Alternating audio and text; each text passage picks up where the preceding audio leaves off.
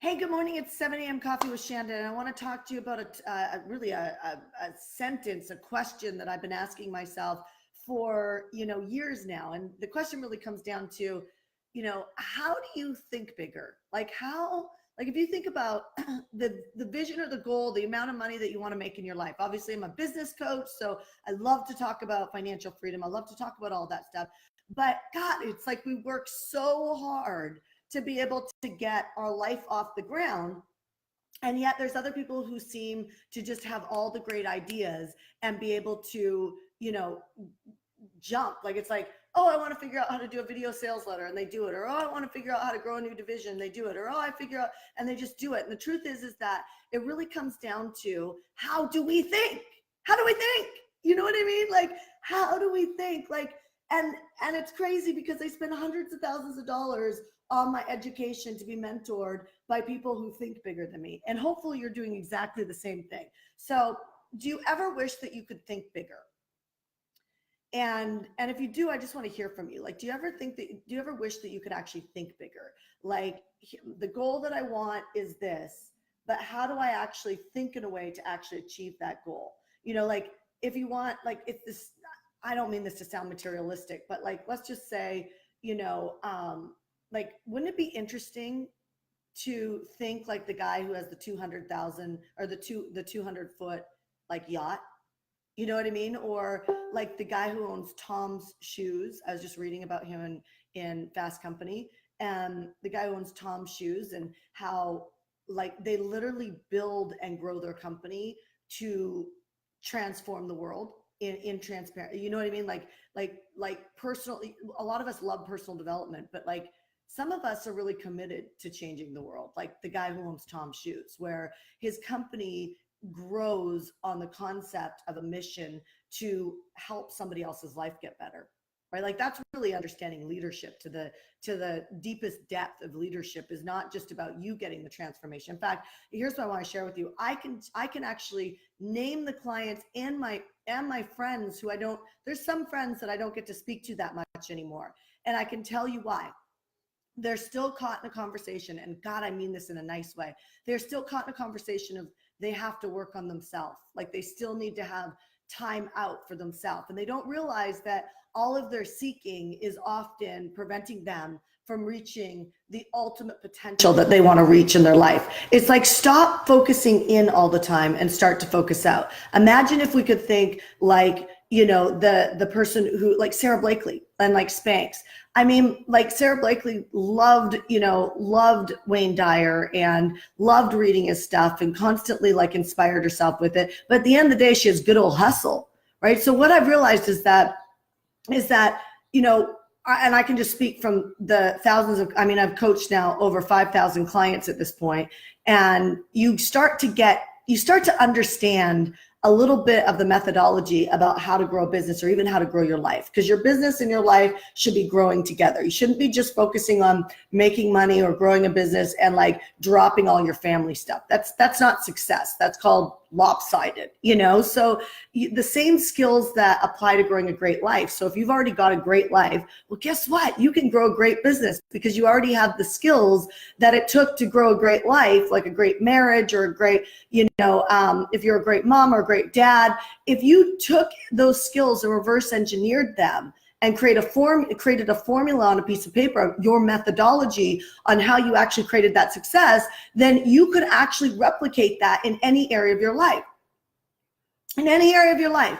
The first thing I want to know when somebody comes to me to work with me is I actually really want to know, where have you been successful in your life? And if the answer is nowhere, then I'm going to say, you're probably going to fail with me. Because you haven't done anything yet at this point in your life that you can even acknowledge yourself for, that you've been successful. Trust me, I'm just going to be the next breakdown in your life. So what I'm trying to share is like, give yourself some credit. Look at the areas. Take some time today to look at the areas in your life that you've succeeded, and then reverse engineer it. Like literally go, what did I do? Like, what were the steps? If I was to create steps to creating that result, what were the steps that I took to create that? And then take that and mirror it on to another vision or goal that you want to create in your life. Now, here's an important distinction. We just had the Zone event not too long ago, and people do these hot seats, and listen to this thinking, right? So the thinking is, so her goals are amazing, right? So she wants to gain clients. She wants to generate a minimum revenue of 60,000. Did you catch that? A minimum. Like, when did we start just asking for minimums in our life? Like, who taught us to stop and just take the bare minimum and be happy with that? No wonder we don't often hit our biggest declarations that we want to create in our life, because we're going for the minimum, which is freaking uninspiring. It's work, right? Nobody loves to work. They love to actually be inspired to grow something they're excited about. So if you were to look at, like, how are you thinking on a daily basis? Are you saying, well, I just want 3 clients, or, I'd be happy with, stop growing from that place. You want to look at, what is your set point? Your set point is the place, the base in which you work and think from. And if the set point that you're working from is coming from a bare minimum, if you're not scared out of your mind to go after a vision or a dream, and you are also not connected to the fact that when you hit that, it's going to completely change your life in a way, and somebody else's. Don't just stop at yours. That's another big mistake. People are constantly going, I just want to create the result that I want to create, and they think that it's about changing the world. But at the end of the day, if it was about changing the world, they would actually do the steps to create the goal. If you actually thought that what you were doing on this planet would completely impact somebody's life to the point where they cannot live without you, like they can't live without you, then you get off your ass today and you would sell. You would get off your butt today and you would grow an audience. You would get off your tushy today and you would throw an event. You would do whatever you needed to do if you really believed and were connected to the fact that somebody in this world cannot live without you right now. Do you get that? Do you understand what I'm saying? So what's the frickin' breakdown? Well, it's that we're so I-focused. We're like, I don't know how to do this. I need more help. And I'm not trying to be condescending. I'm just trying to say, wake up, like your focus is on you. And whenever your focus is on you, you will make shitty ass decisions. You will just make bad decisions. You'll make decisions that will grow you in little tiny bits. This is when you have these moments of like, wow, I got a great result and I feel amazing, or wow, I finally have more money than I need. And then I say, do this business strategy. You're like, ooh, I don't want to give that much. I don't want to give that much money. I don't want to believe in myself that much. I don't want to, and notice it's I. And when you're in that, you miss the biggest jump. I have a client right now that I told her to do an event, and she messaged me and she said, okay, that event is a free model event. And I hear there's a lot of attrition to that. I'm like, just do the freaking numbers. Think like a billionaire. If you invest $20,000 and you make $400,000, that's a deal you should do every day, as many times as you can every year, right? If you invest in a VIP day with your coach and they create the plan that you want, that is when you're saying that I need clarity and I need a plan, and they create the plan and that frees you up to go work the plan, that's a good investment, right? Because now you're not stuck. So you need to start thinking like an entrepreneur in a way that succeeds, not just like has these little incremental growths, which means that your focus has to be out there. And I don't just mean on changing the world. I actually mean on looking past you and seeing, being a long-term investor. And long-term investor could be 6 months, it could be 3 months, it could be like 24 hours for some of you guys, because some of you guys have decisions right now that if you made them would massively jump your companies and your reach and your authority and your credibility and all that type of stuff. I literally just got taught this, and it came from Tony Robbins. And Tony Robbins realized that he was a dancing bear. This is a term that he calls himself. A dancing bear means that he gets up on a stage, he does his thing, he transforms people's lives, and then if something happens to Tony Robbins, he has no business, right? And so he created like his last book, I think it's called Master the Game of Money. He created that so that he could create another business that was not contingent upon him, which is actually a sellable business, which is actually, the only reason why I'm sharing this with you is because everybody, whether you're Tony Robbins, whether you're me, whether they're you, whatever, you have to stop looking at just what you're creating, and you need to look out there and go, what's the long-term gain? You know, what's the long-term gain? Which means that the only way you're ever going to get yourself to show up the way you want to show up is to lead your thoughts very differently. Which means if I invest this, what will I get out of it? Growing a business is just math. It's just math. That's all it is.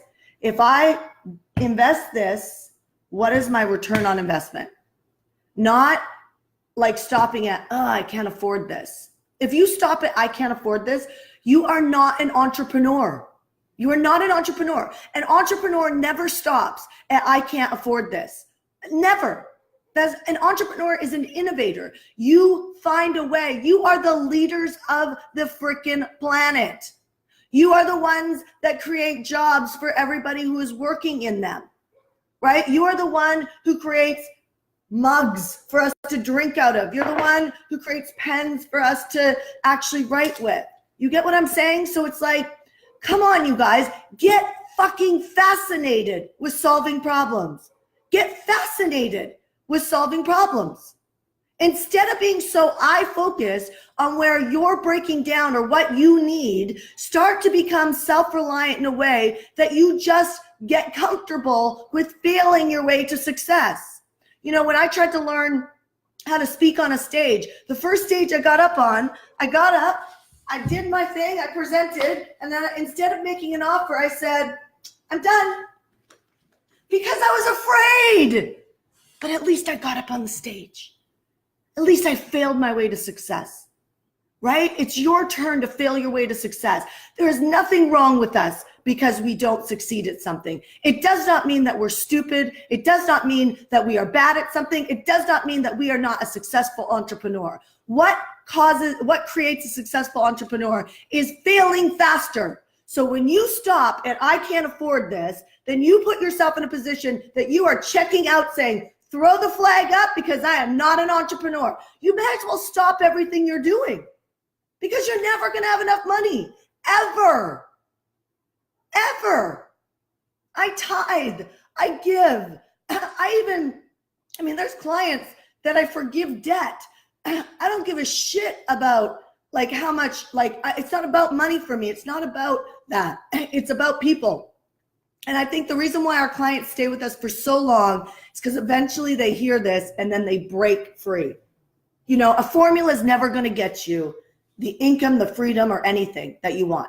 It's all bullshit. Because the truth is you could Google every single mentor out there. You can Google their formulas online and find them. Why do you hire somebody? Because you're willing to allow yourself to be led. But at some point, you need to be in a tribe that you're leading inside the tribe. You want to become successful? Make sure everybody inside your mastermind knows who you are and doesn't know you as a complainer, but knows you as someone who is generous. Generosity wins. You know, there's a woman who literally brought 200 people to my zone event. Talk about contribution. Plus she was doing her first 3-day event right after my event. So that's a lot of stress, right? Doing her first 3-day event ever, right? And she was afraid. She was like calling me and she was like, do you think I can really do this? And it's like, yes, you can. Now there's people in my rooms, meaning that my peers, even people that I'm just meeting that know my client's name because of how generous she is. They actually look at her and want to know her because they think she's a contender and they wonder if they could have the type of result that she had. My point is that when you become generous and lead with generosity around everybody around you, then you become the freaking leader. You become the person that everybody wants to help. Everybody wants to mail for. You want to do a product launch, they'll all get on the board for you, right? You want to speak at events, they'll find events for you. They'll go out of the way. You know, succeeding is not hard. What's hard is getting you to stop looking at you for a minute enough to actually take care of other people. I think it was Think and Grow Rich that said, the quickest way to success is help enough people get what it is that they want and you'll succeed. I think people love to, like, especially people who do personal development. You guys are the freaking worst. You're the worst. You're the ones that sit there and say, yeah, I know. Yeah, I know. I know I should do this. And it's like, stop for a second. I mean, how many people in the last week have you helped them get what they want? And I'm not even just talking your clients. Clients are so easy to get. It's just a formula. But if you can't lead the formula, because people can sniff you out when you are a taker. They can see it in your videos. They can see it in the way that you present. You're not going to just unleash like this. You're going to be perfect and like reading your script and worried about what you're saying. And then that's just a taker energy. Now listen, I know nobody is trying to be a taker. I know that. I mean, I know that. But I'm saying at some point, you've got to interrupt this way of running your life and your business. So I'm going to put you out for a challenge right now. And the first challenge is tag somebody that needs to hear this message. Tag them. Like, be generous. Let's see who you are. And this is not about me growing my channel. Okay. It's not about that. It's about, let's see who you are. Are you like my client who now everybody knows her name because of the fact that she's brought 200 people to my event? And now doors are opening for her all over the place. People are wanting to work with her, not just clients and not just people, but I'm saying people want to actually put her up on their stages. They want to talk to her. They want to be in relationship with her just because she's a giver. But here's my real challenge for you. My real challenge is that it's great to have this idea. It's fantastic to get up at 7 a.m. and be with me on Coffee with Shanda and let me help influence your mind so that today is a much more successful day for you. However, without action, nothing happens. Without action, nothing happens. So I'm going to ask you over the next 24 hours until tomorrow that you do not complain once. You do not complain. If you find yourself in like anything that comes out of your mouth that is negative complaining, even if it's true, that you stop yourself in its tracks. Because innovators and entrepreneurs always look for the glass like over full. You get what I'm saying? Like, we are the biggest optimists on the planet. And so that means that you have got to, behind closed doors in your own home, in the secrets of when the screen goes black, who are you behind closed doors? And I'm going to ask you to edit yourself for the next 24 hours and do not complain, even if it's justified, for 24 hours. Tonight, before you go to bed, I want you to put a note beside your bed right now that gives yourself a note that says, I want you to write down 5 things that you've achieved. Now, this comes from Craig Ballantyne from A Perfect Day Formula. Write down 5 things that you've achieved for the day before you go to bed and notice how you feel. Pay attention to your stress level, your pressure. Pay attention to all of that, how you feel as you put your head down on the pillow to go to sleep tonight. And then what I request is that you tag somebody who needs this challenge. You tag somebody who you admire. You tag somebody and you share this message with them so that you're not the only one who is getting this message and succeeding. You're taking a stand for somebody else to succeed today. All right, you guys, I will see you tomorrow morning at 7 a.m. Coffee with Shanda. Here's to having an extraordinary day. I'll talk to you soon. Bye.